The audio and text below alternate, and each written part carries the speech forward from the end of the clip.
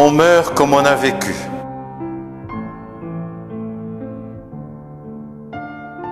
Voilà le mystère de la mort de saint François.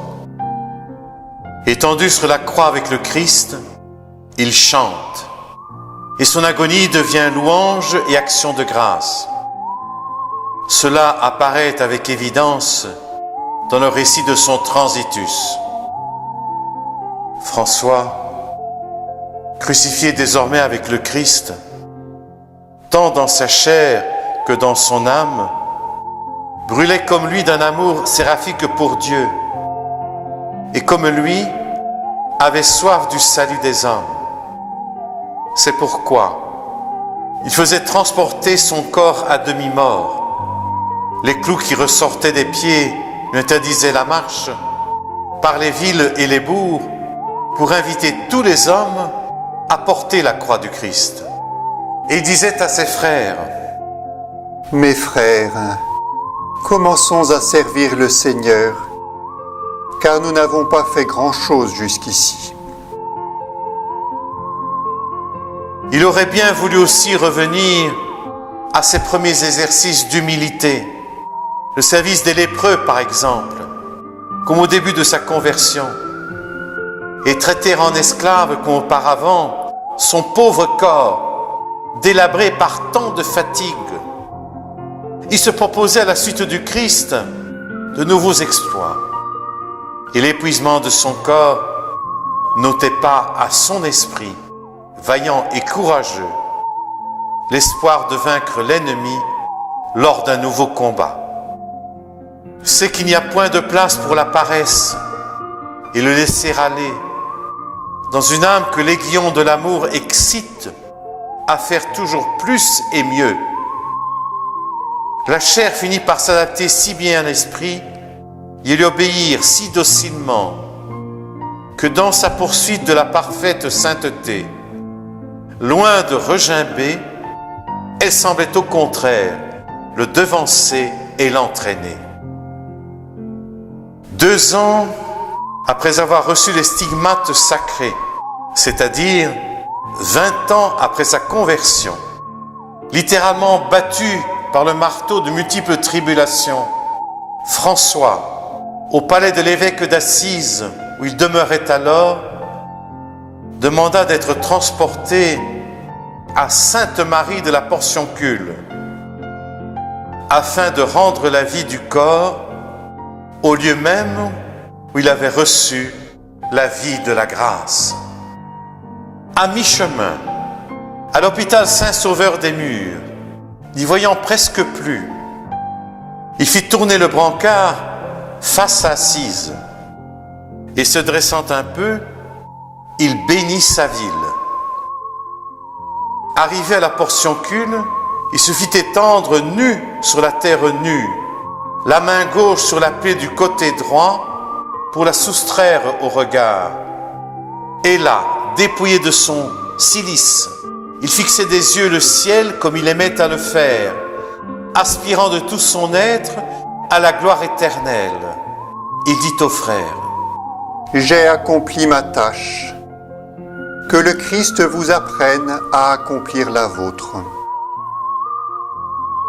Pour être parfaitement conforme au Christ crucifié, pendu en croix, pauvre, souffrant et nu, il était resté nu devant l'évêque au début de sa conversion.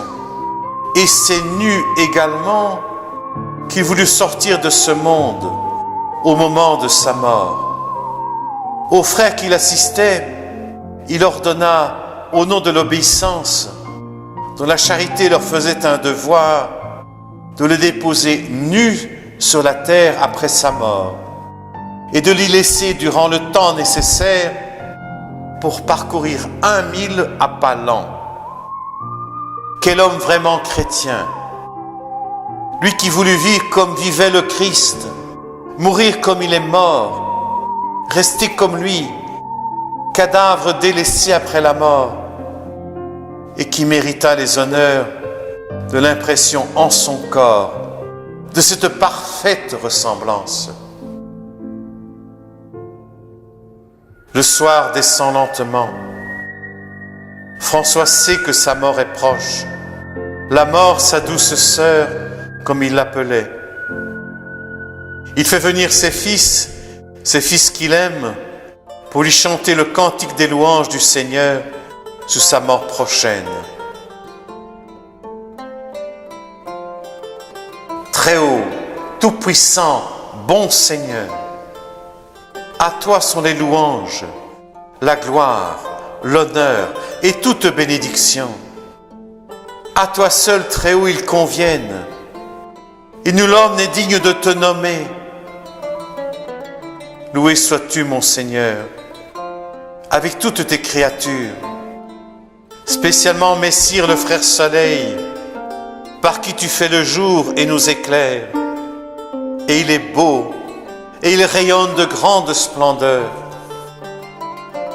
De toi, très haut, il est le signe.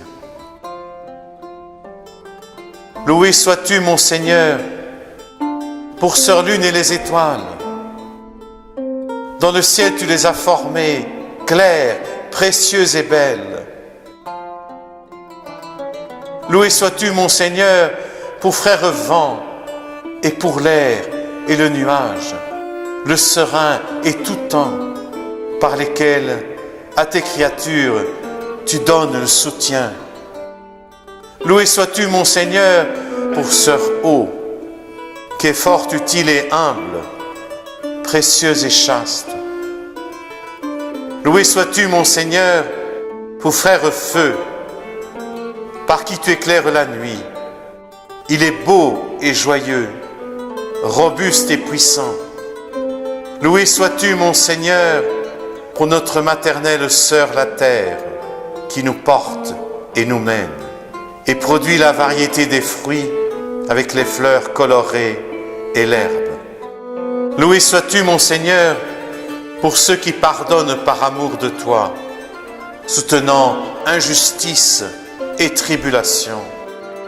Bienheureux sont-ils de persévérer en paix, car par toi, très haut, ils seront couronnés. Loué sois-tu, mon Seigneur, pour notre sœur, la mort corporelle, à qui nul homme vivant ne peut échapper. Malheureux ceux-là seuls qui meurent en péché mortel. Bienheureux ceux qui ont accompli tes très saintes volontés, car la seconde mort ne pourra leur nuire. Louez et bénissez mon Seigneur, et remerciez-le, et servez-le avec grande humilité. François, dans les derniers moments de sa présence sur cette terre, pensa à Claire, recluse volontaire dans le monastère de Saint-Damien, et lui fit porter un message. Claire, par l'entremise d'un frère, fit savoir à François son anxiété. À cette nouvelle, le saint fut ému de compassion, car il aimait Claire et ses sœurs d'une paternelle affection. Comme il ne pouvait exaucer le désir qu'elle avait de le revoir, il fit envoyer par écrit à Claire, pour la consoler, sa bénédiction et l'absolution de tous les manquements à ses ordres et volontés, et aux ordres et volontés du Fils de Dieu. Et pour lui enlever toute tristesse et la consoler dans le Seigneur, il dit au frère qu'elle l'avait envoyé. Va porter cette lettre à Dame Claire. Tu lui diras de bannir la douleur et la tristesse qu'elle éprouve à la pensée qu'elle ne me reverra plus. Qu'elle sache en vérité qu'avant sa mort, elle et toutes ses sœurs me reverront encore et recevront de moi grande consolation. Il désira avoir à ses côtés Frère Jacqueline Cetésole, et si grande fut sa joie de la voir qu'en son arrivée lui rendit quelque force. Quelques jours auparavant, il lui avait fait écrire à Madame Jacqueline, servante de Dieu, frère François, petit pauvre du Christ, salut et communion de l'Esprit Saint en notre Seigneur Jésus-Christ. Sache, très cher, que le Christ béni m'a révélé par sa grâce la fin de ma vie, qui aura lieu sous peu. Aussi, si tu veux me trouver vivant, aussitôt vue cette lettre, mets-toi en route et viens à Sainte-Marie des Anges, car si tu n'es pas arrivé pour tel jour, tu ne pourras pas me trouver vivant. Apporte avec moi du drap de cilice pour envelopper mon corps et la cire nécessaire à ma sépulture. Et je te prie encore d'apporter de ces mets que tu avais coutume de me donner lorsque j'étais malade à Rome. Il passa en action de grâce les quelques jours qui lui restaient à vivre, invitant ses compagnons préférés à louer avec lui le Christ. Il invitait même toutes les créatures à louer, à aimer Dieu, leur chantant le cantique qu'il avait jadis composé. Il n'est pas jusqu'à la mort, objet d'épouvante cependant, et de terreur pour tous, qui n'est engagé à louer Dieu aussi. Il se portait joyeux à sa rencontre et l'invitait chez lui. Que ma sœur, la mort, soit la bienvenue. Il disait aux frères: lorsque vous me verrez à toute extrémité, vous me coucherez nu sur la terre, comme avant-hier, et vous m'y laisserez encore après mon dernier soupir, le temps nécessaire pour parcourir 1000 à pas lents. L'heure approchait de son transitus. Il fit venir tous les frères alors présents dans ce petit poste et avec quelques paroles de consolation pour adoucir leur chagrin, les exhorta de tout son cœur de père à aimer Dieu. Il ajouta quelques mots sur la patience, la pauvreté, la fidélité à l'Église romaine, leur recommandant le Saint-Évangile avant toute autre constitution. Sur tous les frères qui l'entouraient, il étendit les mains, les deux bras entrecroisés, et il bénit tous ses frères, les absents comme les présents, au nom du crucifié et par sa puissance. Il ajouta: restez toujours dans la crainte du Seigneur. La tentation viendra et la tribulation est proche. Mais bienheureux ceux qui iront jusqu'au bout de ce qu'ils auront commencé. Pour moi, je m'en vais vers Dieu à la grâce duquel je vous confie. Après cette douce admonition, l'homme très cher à Dieu se fit apporter le livre des évangiles et demanda la lecture du texte de Saint Jean qui commence ainsi. Avant la fête de la Pâque, Jésus, sachant que l'heure était venue pour lui de passer de ce monde auprès du Père, après avoir aimé les siens qui étaient dans ce monde, il les aima jusqu'à la fin. Au cours d'un repas, Jésus, sachant que le Père avait tout remis en ses mains et qu'il était venu de Dieu, se lève de table, quitte son manteau et prenant un linge, il s'en ceignit. Puis il verse de l'eau dans un bassin et il se mit à laver les pieds des disciples et à les essuyer avec le linge dont il était saint. Quand il leur eut lavé les pieds, qu'il eut repris ses vêtements et fut remis à table, il leur dit: comprenez-vous ce que je vous ai fait? Vous m'appelez Maître et Seigneur, et vous dites bien, car je le suis. Si donc je vous ai lavé les pieds, moi le Seigneur et le Maître, vous aussi vous devez vous laver les pieds les uns aux autres. Je vous ai donné l'exemple que vous agissiez comme j'ai agi envers vous. Il entonna lui-même comme il put le psaume. Ma voix crie vers le Seigneur. De ma voix, j'implore le Seigneur. Je répands ma plainte en sa présence. J'expose devant lui ma détresse. Lorsqu'en moi mon esprit défaille, toi tu connais mon sentier. Tu sais que sur la route où je marche, on a caché un piège pour moi. Jette les yeux à ma droite et vois, personne ne me reconnaît. Tout refuge me fait défaut, nul n'a souci de mon âme.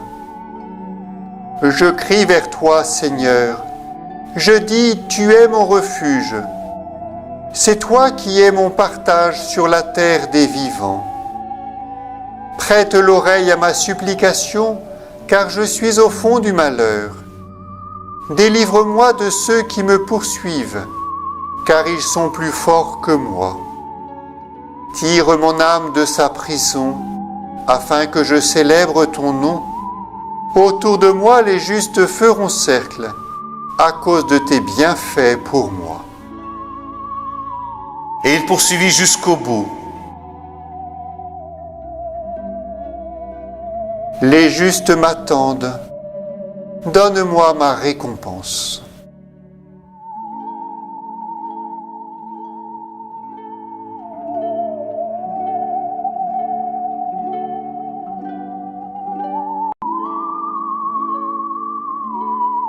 Puis se fit revêtir d'un cilice et recouvrir de cendres, puisqu'il ne serait bientôt plus que terre et cendres.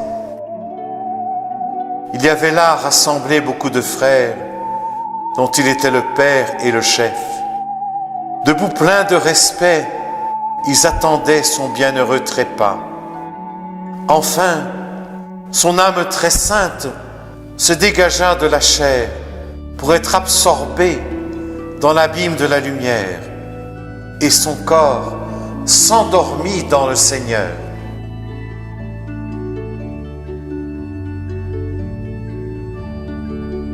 O sanctissima anima, in cuius transitu, celicive soccurrunt, angelorum cuorus exultat, et gloriosa Trinitas in vita dicens, mane nobiscum in aeternum.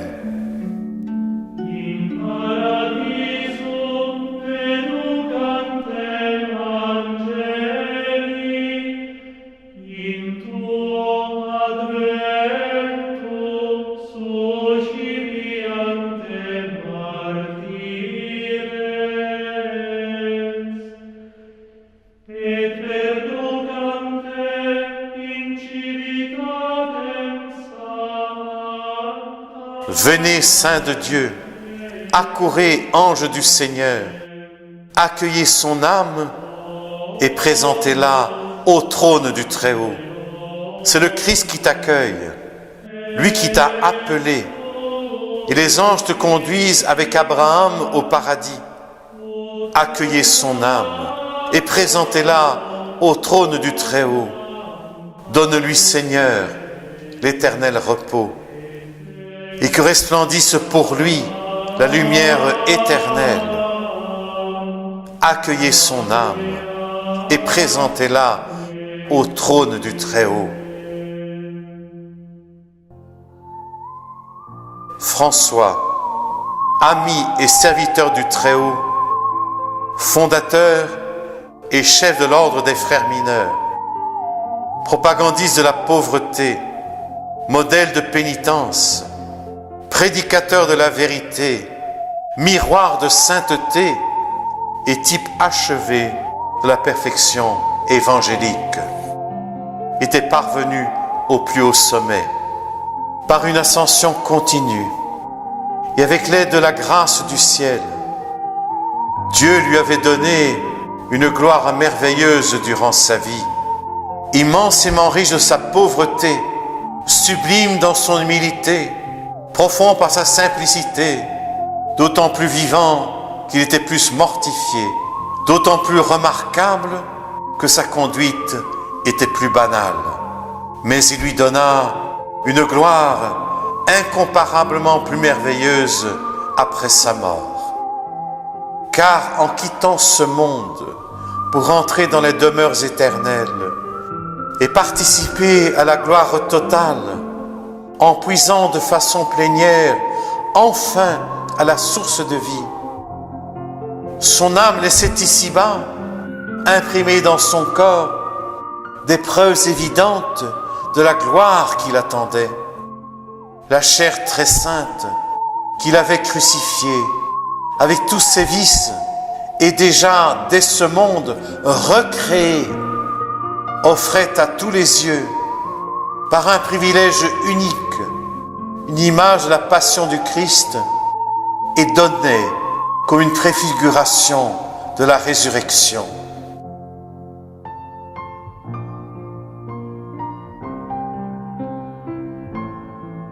François, toi qui à ton époque t'es approché si près du Christ, aide-nous à nous approcher de lui à notre époque, dans ces temps difficiles et critiques, ces temps qui attendent le Christ avec une si grande anxiété. Aide-nous à résoudre tout en clé évangélique, afin que le Christ puisse être voie, vérité, vie pour l'homme de notre temps. Amen.